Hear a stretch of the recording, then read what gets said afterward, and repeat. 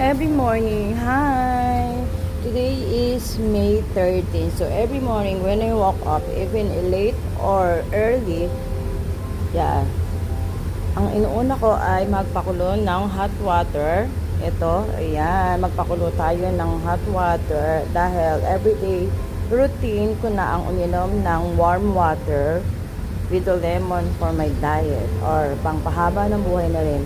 With or without lemon. Ayan. Maglalagay ako ng mineral water kasi mineral ang gamit ko dito sa Taiwan. Hi! Good morning again. At kahit anong oras ako gumising, laging prepare ang breakfast. Yan. Nagluto ako ng ham para sa amin ng aking anak hotdog.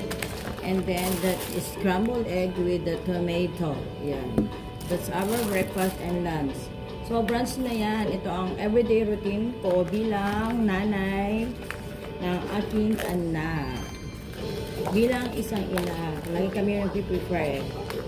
Yes, of course. At hindi ko nakalimutan lagi na ipagluto everyday ang aking nag-iisang anak ko.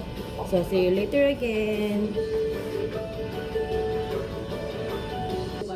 Hello guys. Ayan, nag-prepare na tayo.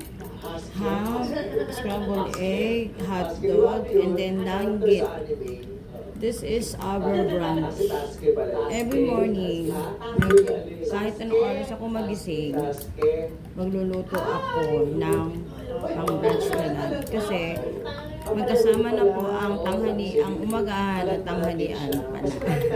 Sorry naman. Hirap pala maging vlogger. Charot. Siyempre, sinishare ko lang po yung bilang mami na everyday na ginagawa para sa nag-iisa kong anak. Ayan. Meron tayong kamatis.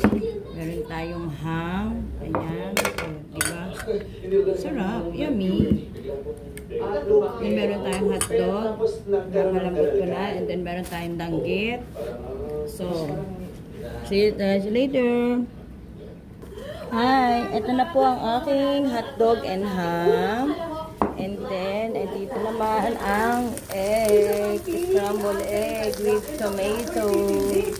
Yan. Then later po yung danggit. Hi guys, ito na lahat.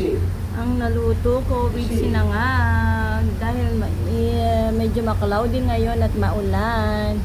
May ham, may scrambled egg, may hotdog at may danggit and sinangag.